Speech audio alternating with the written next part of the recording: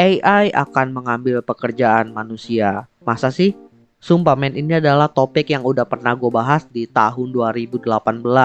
Dan topiknya itu naik lagi sekarang karena ada AI baru yaitu ChatGPT dan juga DALL-E yang bisa dibilang dapat menghasilkan hasil kerja yang sebanding nih sama pekerjaan manusia, yaitu dari segi tulisan dan juga gambar. Cuma ya perbedaan yang akan gue bahas di sini dan yang gue bahas di tahun 2018 adalah di 2018 itu AI-nya didevelop oleh Google. Sedangkan yang ini produknya ini ChatGPT dan juga DALL-E itu dikembangkan oleh OpenAI.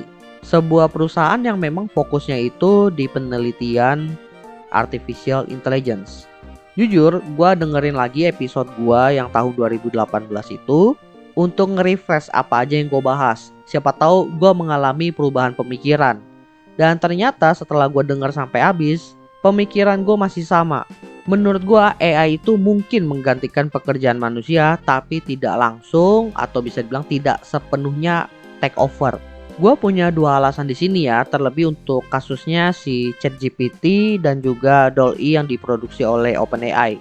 Alasan pertama adalah dari prinsip yang diterapkan oleh si OpenAI ini dalam mendevelop AI. Dulu di tahun 2018 gue bahas prinsip developmentnya si Google. Dan setelah gue compare dengan si OpenAI ini, ternyata nggak jauh beda kok.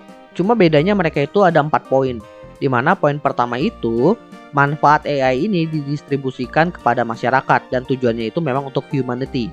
Lalu prinsip kedua tentunya dari sisi keamanannya. Mereka itu fokus kepada keamanan jangka panjang dalam penggunaan AI ini.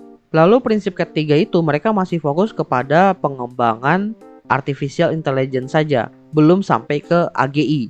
AGI itu Artificial General Intelligence dan itu sedikit berbeda dengan AI pada umumnya, di mana AGI itu udah punya kemampuan untuk mempelajari tas-tas yang dikerjakan oleh manusia. Levelnya udah di machine learning setahu gua. Sedangkan dalam kasus si ChatGPT dan DALL-E ini, itu AI-nya masih sebatas mengenerate objek dari inputan. Belum sampai AI-nya itu bisa mikir sendiri. Meskipun ya hasil inputan itu nanti bakalan jadi data ke depannya. Cuma belum sampai situ. Lalu yang keempat, mereka itu kooperatif. Kooperatif di sini adalah karena kan mereka itu perusahaan penelitian AI, tapi mereka tetap berpatokan pada hasil riset yang sudah dilakukan meskipun di luar dari si OpenAI ini. Tujuannya balik lagi ya untuk mengembangkan sebuah produk AI yang bermanfaat buat masyarakat. Karena nggak mungkin semuanya itu diteliti oleh satu perusahaan aja atau di satu orang aja. Pasti perlu bantuan dari orang-orang lain yang meneliti di bagian tertentu. Selain kooperatif dalam penelitian, mereka juga kooperatif dalam menentukan arah perkembangan si AGI tadi, Artificial General Intelligence, ke arah yang benar. Jadi bisa dibilang dari prinsip yang diterapkan oleh si OpenAI ini, mereka itu mendevelop produk AI bertujuan ya untuk membantu manusia. Selain itu, mereka juga membantu mengarahkan perkembangan AI ini ke arah yang benar sehingga tidak dimanfaatkan untuk hal-hal yang buruk. Sehingga nggak mungkin mereka ngebuat AI itu dengan tujuan ya untuk menggantikan manusia, enggak. Itu alasan pertamanya. Nah, ini alasan keduanya. Pengembangan produk ChatGPT dan juga DALL-E ini masih dalam kaidah-kaidah yang menurut gua masih masuk ya, yang pernah gue bahas di tahun 2018 juga. Dimana kaidah yang gue maksud di sini itu adalah membantu manusia mengerjakan tas-tas yang sifatnya itu repetitif. Kalau berkaca dari case-nya ChatGPT dan juga DALL-E ini, di mana dipakai buat menghasilkan karya-karya gambar dan juga tulisan berupa artikel. Dan ini kan sebenarnya berkaca kepada kebutuhan dari banyak perusahaan yang mereka itu membutuhkan penulis yang bisa menghasilkan berapa artikel per hari, atau enggak dari desain grafis harus bikin konten gambar untuk sosmed berapa kali sehari, berapa gambar sehari. Sehingga dari kebutuhan ini membuat karyawan yang bekerja di situ mengerjakan hal yang serupa setiap harinya. Jadi itu kan semacam tas yang repetitif. Nah, yang menjadi masalah di sini kan adalah ChatGPT dan juga DALL-E ini dipakai untuk menghasilkan sebuah karya atau produk yang kesannya itu nggak kalah kreatif dengan hasil karya manusia. Karena kan memang itu ya tujuannya AI, dimana lu bisa bikin sebuah karya secara repetitif dengan kualitas yang sama. Hasilnya harus bagus terus dong. Makanya yang jadi masalah di sini adalah karena hasilnya itu sama-sama bagus, kesannya yang jadi seniman itu bisa tersingkir. Nah, menurut gua yang perlu digarisbawahi di sini adalah bukan kepada AI-nya, tapi penggunaan AI-nya dengan tujuan si pengguna. Karena balik lagi, sebenarnya yang menyebabkan kasus-kasus ini terjadi kan bukan si AI-nya, tapi kan oknum yang pakai.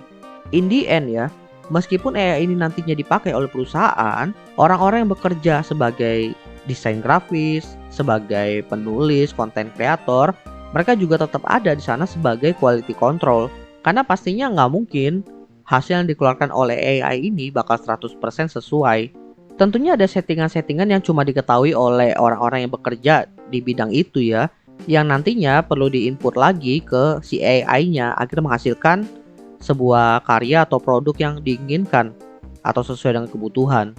Jadi ya kalau dibilang AI itu bakal menggantikan pekerjaan manusia, itu ada kemungkinan tapi nggak bisa langsung. Butuh waktu yang lama sampai AI-nya itu benar-benar bisa mateng. Dan yang bisa matengin itu siapa ya? Manusia. Kalau AI-nya udah mateng, apa yang terjadi? Nanti akan ada pekerjaan baru lagi yang berhubungan dengan AI. Dan pekerjaan itu apa ya nggak tahu, kan belum jadi nih si AI-nya. Tapi ya ketimbang dibilang takut kehilangan pekerjaan karena si AI ini, gue lebih takut dengan adanya perubahan interaksi antar manusia, di mana manusia itu udah nggak berinteraksi dengan manusia lagi, tapi berinteraksi dengan AI secara penuh dalam hidupnya. Dan itu yang pernah gue bahas juga di tahun 2018. Menurut gue itulah yang harusnya lebih ditakuti sih.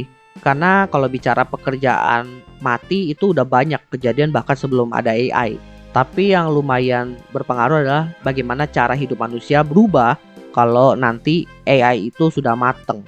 Itu yang bakal menjadi concern utama sih menurut gua di masa depan nanti. Well, gua rasa itu aja sih yang pengen gua bahas di Opsiana Podcast kali ini.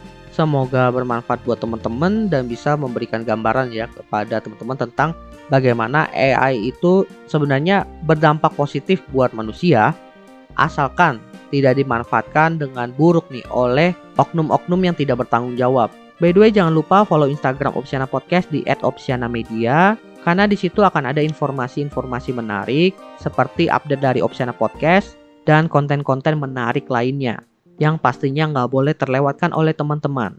Oke, gua rasa itu aja. Thank you buat teman-teman yang sudah mendengarkan. See you next time di Opsiana Podcast episode lainnya. Bye semuanya.